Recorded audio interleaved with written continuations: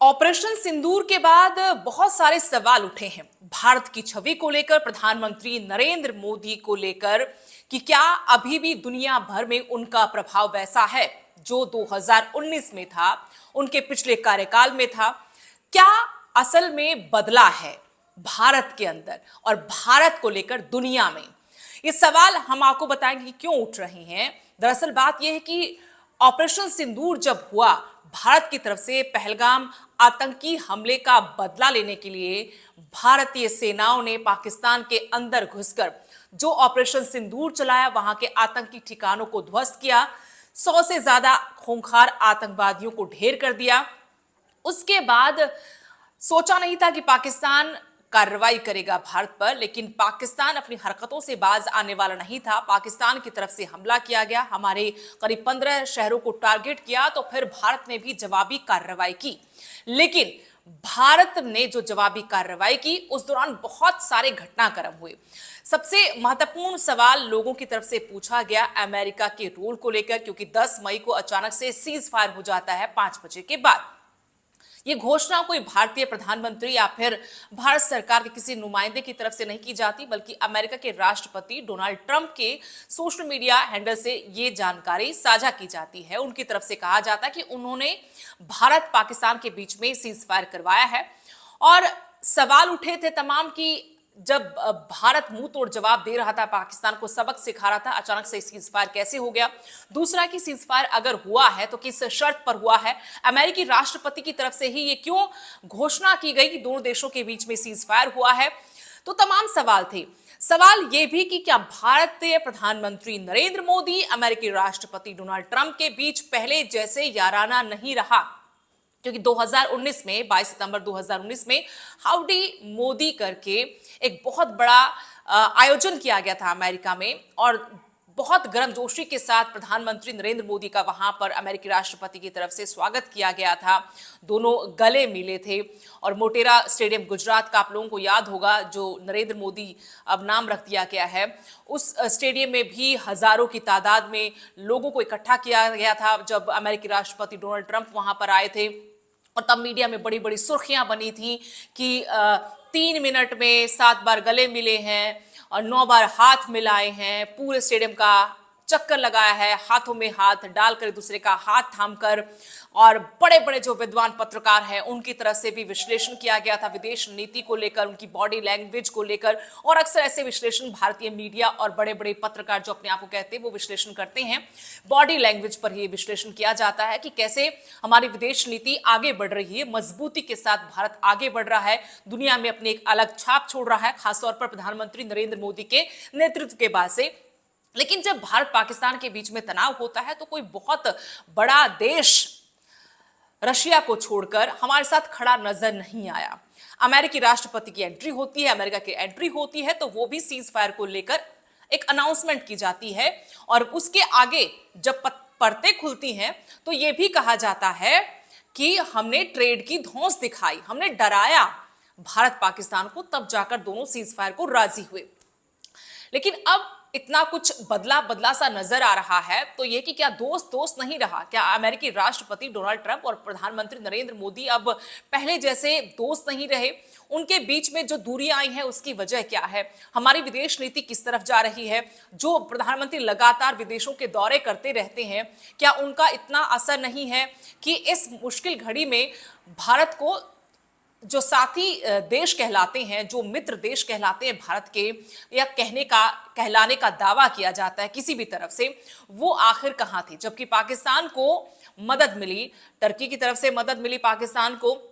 इसके अलावा अब खबरें ये भी कि चाइना ने भी पाकिस्तान की मदद की है और सैटेलाइट ड्रोन को लेकर, ऑपरेट करने को लेकर भी टेक्निकल टीम की तरफ से मदद की गई। और चाइना ने खुलकर ये स्टेटमेंट भी दी वहां के विदेश मंत्री ने कि हम पाकिस्तान की प्रभुता, अखंडता, आजादी के लिए मजबूती के साथ उनके साथ खड़े हुए हैं। लेकिन भारत को लेकर किसी भी देश की तरफ से कोई ऐसी स्टेटमेंट हमें नजर नहीं आई। तो जो हमारी विदेश नीति वो कहां जा रही है? तो क्या प्रधानमंत्री नरेंद्र मोदी का दुनिया में रुतबा कम हो रहा है?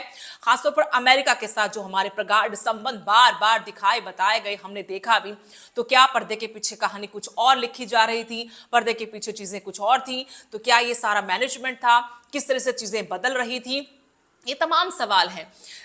हालांकि प्रधानमंत्री की तरफ से भी कहा गया कि सीज फायर को लेकर किसी तरह का कोई दबाव नहीं था, सीधे सीधे नहीं, लेकिन भारत सरकार ने जरूर ऑपरेशन सिंदूर को लेकर, सीज फायर को लेकर जो ब्रीफिंग हुई, प्रेस कॉन्फ्रेंस हुई है, उसमें यह भी कहा कि ट्रेड का जिक्र नहीं हुआ। जब बातचीत जरूर चली है भारत पाकिस्तान के बीच में, लेकिन उसमें एक जिक्र नहीं था ट्रेड का, उसमें अमेरिकी राष्ट्रपति की सीधी इन्वॉल्वमेंट नहीं थी। और अब अमेरिकी राष्ट्रपति कतर में यह भी कह चुके हैं कि मैंने सीज फायर नहीं करवाया, मैंने सिर्फ मामला सेटल किया।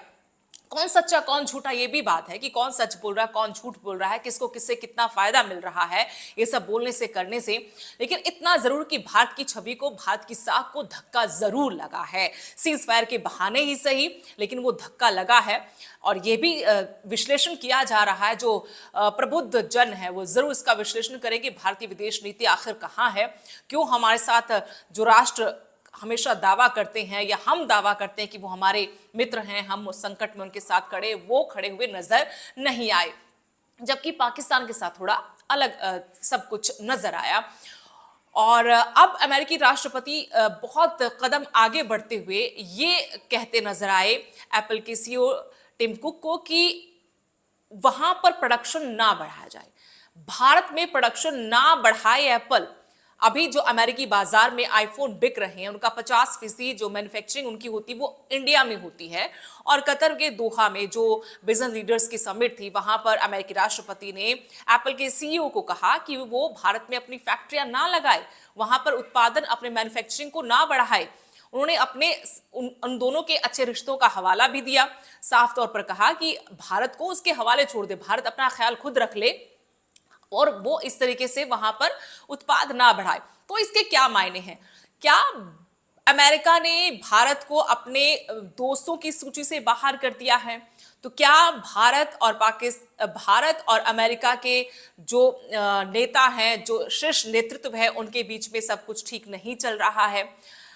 भारतीय प्रधानमंत्री नरेंद्र मोदी, अमेरिकी राष्ट्रपति डोनाल्ड ट्रंप के रिश्तों में क्या अब पहले जैसी बात नहीं रही है? अमेरिका जैसे देश का अगर राष्ट्रपति किसी कंपनी के सीईओ, वो भी एप्पल जैसी कंपनी के सीईओ को बोलता है कि भारत में वो अपने मैन्युफैक्चरिंग यूनिट्स को कम कर दे या वहां पर ना अपना व्यापार बढ़ाए, अपना कारोबार बढ़ाए, तो इसका क्या संकेत जाता है और भारत इसका जवाब किस तरीके से देगा? वैसे भी एप्पल ने चाइना का विकल्प चुना था भारत को, और यहाँ जो चाइना पर उसकी निर्भरता थी, इसको कम करने के लिए ही भारत का चुनाव किया था कि भारत की, इंडिया की मार्केट में आ जाए, यहाँ पर प्रोडक्शन को बढ़ाया जाए। और उस कड़ी में वो काफी हद तक आगे चल भी रहा था, लेकिन अमेरिकी राष्ट्रपति की टिप्पणी ने फिर से हैरान कर दिया और भारतीय सरकार को, विदेश मंत्रालय को सोचने पर मजबूर कर दिया होगा कि अब अमेरिका के साथ हमें आगे ट्रेड को, बाकी रिश्तों को कैसे आगे लेकर जाना है। अमेरिका सुपर पावर तो है, लेकिन भारत भी उभरती हुई ताकत है। 2047 विकसित भारत का सपना दिखाया जा रहा है और ये सपना साकार करने के लिए भारत को आर्थिक रूप से मजबूत तो होना ही होगा। जो बाकी पहलू होते हैं एक राष्ट्र के, एक देश के, उन मोर्चों पर भी हमें फतेह हासिल करनी होगी। हमारी विदेश नीति में भी बदलाव करने की दरकार नजर आ रही है। हमें चुनना होगा, हमें समझना होगा कि कौन हमारा दोस्त है और कौन हमारा दोस्त नहीं है, दुश्मन नहीं लेकिन दोस्त नहीं है। ये भी हमें अब सोच समझकर, फूंक फूंक कर, कदम उठाकर आगे बढ़ने वाली बात होगी। रणनीति पर सोच विचार करना होगा।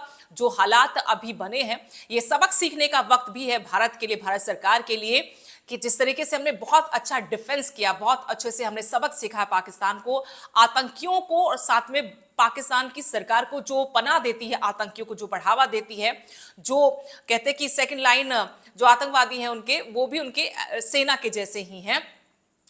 तो एक बड़ा सबक तो सिखाया है, लेकिन अब सबक खुद भी सीखने की दरकार है। हम सोचें कि अमेरिका के साथ हमें कैसी रणनीति बनानी है, पड़ोसी देश चाइना के साथ हमें कैसी रणनीति बनानी है, कौन हमारा दोस्त है और कौन हमारा दोस्त नहीं है। अमेरिकी राष्ट्रपति बहके बहके बयान दे रहे हैं। पहले सीज फायर को लेकर दावा करते हैं कि सीज फायर करवाया है, कश्मीर की मध्यस्थता को लेकर बयान दे दिया, फिर कहा कि नहीं, कश्मीर की मध्यस्थता को लेकर कोई बात नहीं हुई है। भारत ने भी कहा कि देखिए, कोई ट्रेड की बात नहीं, कोई मध्यस्थता की बात नहीं हुई है, ना हम ये स्वीकार करेंगे, और बात भी कश्मीर पर नहीं होगी, पीओके पर होगी, उसका कब्जा छोड़ने पर पीओके पर बात होगी, इसके अलावा कोई बात नहीं होगी। और अगर वहां से कोई भी एक्ट ऑफ टेरर होता है तो हम उसको एक्ट ऑफ वॉर मानेंगे।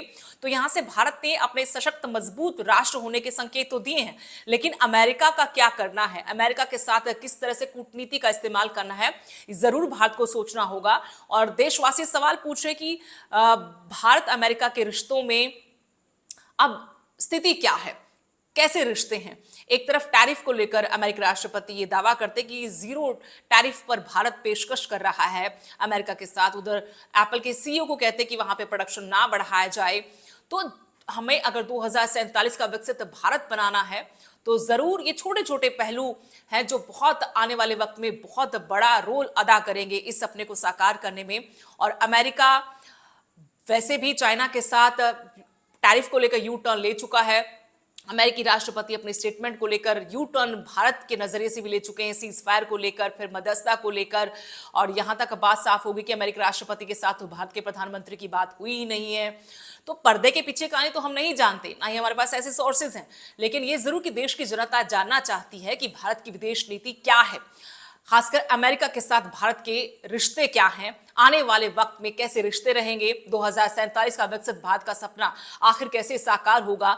हमें दोस्तों को पहचानना है तो उसको लेकर अब आगे क्या रणनीति भारत सरकार की होगी।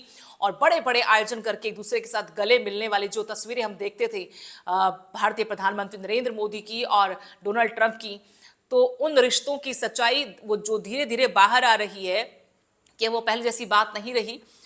तो बहुत सारे सवाल हैं, आप भी जरूर, अगर कोई आपका सुझाव है, कोई सवाल है या आपकी कोई टिप्पणी है वो हमारे साथ शेयर करें, कमेंट बॉक्स में जरूर लिखें कि जो अभी भारत पाकिस्तान के तनाव के बीच में अमेरिका ने अपना एक नया रंग रूप दिखाया है, उससे भारत की जो विदेश नीति है, भारत अमेरिका के जो रिश्ते हैं उनको लेकर आपका क्या सोचना है। क्या वाकई में अब भारत सरकार को फिर से सोचना चाहिए अमेरिका के साथ कूटनीतिक तरीके से कैसे पेश आ जाए, कैसे आगे बढ़ा जाए। इतना तो यहाँ पर साफ नजर आ रहा है कि भारत उभरता हुआ भारत है और भारत में बहुत सारी व्यापार की संभावना विदेशियों के लिए है, एक मार्केट है, एक हब है। जिस तरीके से चाइना है उस तरीके से भारत उसी तरफ बढ़ने की कोशिश कर रहा था। इससे अमेरिका को दिक्कत हो सकती है, अमेरिका को वो सेकंड चाइना नहीं बनने देना चाहता, ये हो सकता है। लेकिन यहाँ पर भारत सरकार के रोल को, भारत सरकार के फैसलों को भी देखना होगा कि भारत सरकार की क्या रणनीति आगे रहती है और अमेरिका को कैसे जवाब दिया जाए। क्योंकि अब तो सीधे सीधे वहां के राष्ट्रपति कहने लगे हैं कि भारत को अपने हाल पे छोड़ दिया जाए, भारत की फिक्र ना की जाए। फिक्र क्यों ना की जाए, कैसे हम अपनी विदेश रणनीति को आगे बढ़ाएंगे, इस पर हमारी नजर रहेगी कि भारत सरकार क्या करती है।